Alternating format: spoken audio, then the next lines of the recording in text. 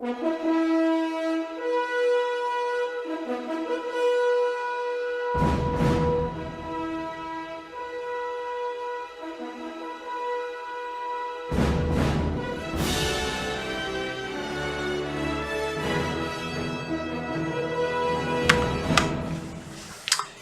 du soir, bonsoir, je vous retrouve aujourd'hui pour une toute nouvelle vidéo dans laquelle je vais vous présenter un logiciel donc qu'on appelle, ce qui s'appelle en fait Sandboxy. Alors Sandboxy, pourquoi? Puisque c'est un bac à sable dans lequel vous allez pouvoir exécuter des applications plus ou moins douteuses et surtout, ce qui est bien, c'est que vous allez pouvoir faire n'importe quoi avec ce type de logiciel. En fait, c'est vraiment comme si vous étiez en train de tester quelque chose, et donc en l'occurrence vous n'abîmerez absolument rien du tout puisque c'est des modifications qui sont exécutées dans le bac à sable, c'est-à-dire que c'est isolé, c'est comme une corbeille, donc vous allez pouvoir faire des tests, par exemple si vous testez une application, voir un petit peu comment elle fonctionne. Alors dans certains cas, le logiciel Sandboxy ne peut pas exécuter certains types de logiciels qui contiennent des protections anti-piratage, et le logiciel peut considérer, lorsqu'on l'installe avec Sandboxy, qu'on tente de le pirater, et donc la protection se met en route, et cette protection empêche tout simplement, tout bonnement, l'exécution de ce logiciel. Voilà, donc c'est des cas assez rares. Donc je vais vous montrer sans plus attendre comment le télécharger. Donc vous allez évidemment, comme d'habitude, sur un moteur de recherche, peu importe, de toute façon que ce soit Google ou autre, le résultat sera le même. Donc une fois que vous êtes connecté à internet et que vous allez sur votre moteur de recherche, vous allez taper donc Sandboxy, donc Sandboxy, voilà, comme ça se prononce. Voilà, vous allez arriver sur le site internet de sandboxy.com et vous allez trouver ici donc différents liens de téléchargement. Alors voilà, là on retrouve donc oui, une notification de mon téléphone, au passage, des clients, en fait, qui croient que je suis encore en train de travailler à cette heure-ci, visiblement.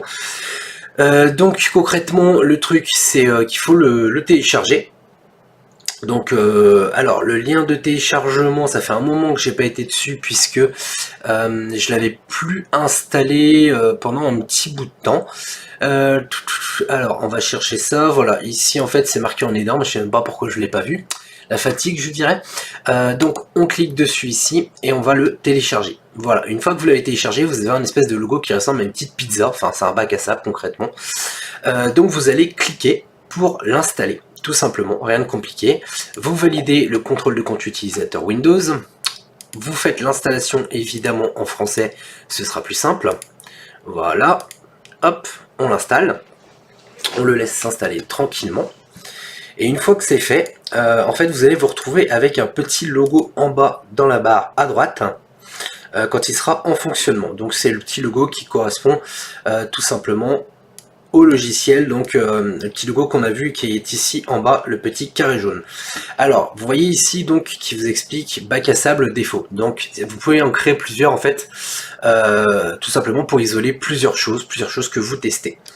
Donc évidemment, il vous explique un petit peu comment ça fonctionne, qu'en gros il va créer des clusters, etc. Enfin un espace dans lequel il va vraiment isoler tous vos fichiers et les programmes afférents à ce fichier, à savoir les DLL, tout ce qui va fonctionner, tout ce qui va être exécuté sur l'ordinateur le sera dans le bac à sable.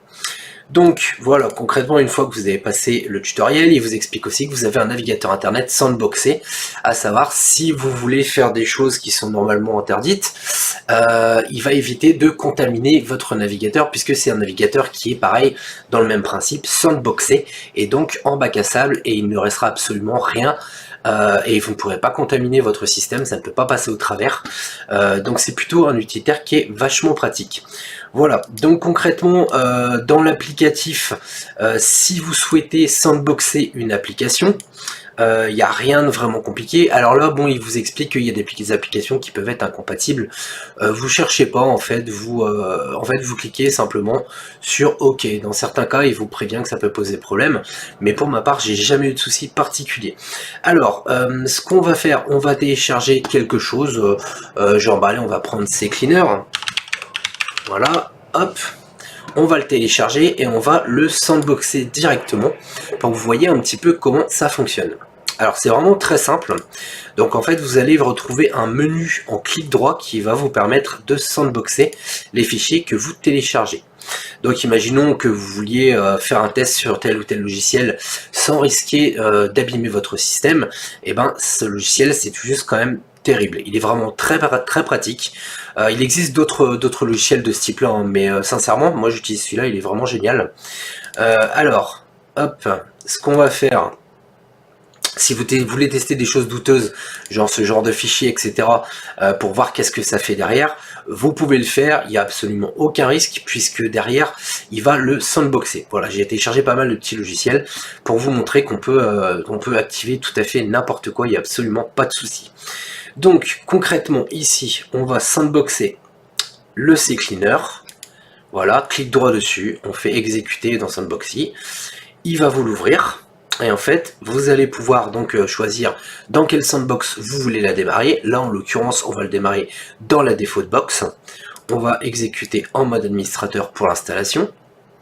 Voilà, et vous allez vous retrouver avec un processus classique d'installation du logiciel. Voilà. Donc, concrètement, le logiciel va s'installer comme si vous l'installiez de manière classique, sauf que il n'est pas réellement installé. C'est je dirais une session temporaire en fait, et vous allez pouvoir voir donc les exécutables qui se lancent, etc., qui sont lancés lors de l'installation du logiciel. Voilà. Il nous explique donc. Ici, on a un encadré jaune.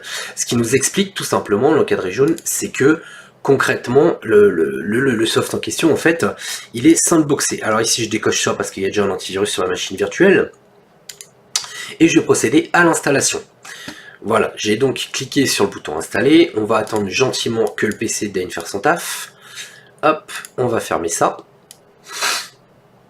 Voilà, l'installation est faite. Donc on peut littéralement même lancer directement CCleaner pour le configurer, etc., pour faire nos tests. Et là on voit qu'il a lancé le navigateur aussi, qui lui est sandboxé, qui est donc une poubelle, un bac à sable dans lequel rien ne sera enregistré, puisque vous pouvez tout détruire après. Alors, comment détruire? Concrètement, pour détruire, je vais vous montrer ça par la suite. Là, ce qu'on regarde, c'est que déjà, voilà, le CCleaner, là, il est sandboxé. On peut voir tout simplement parce qu'il y a le rectangle jaune autour. Donc, on peut exécuter le logiciel, etc., voir comment ça fonctionne et surtout éviter de faire de grosses bêtises. Donc, on va faire ça, rechercher des erreurs, etc.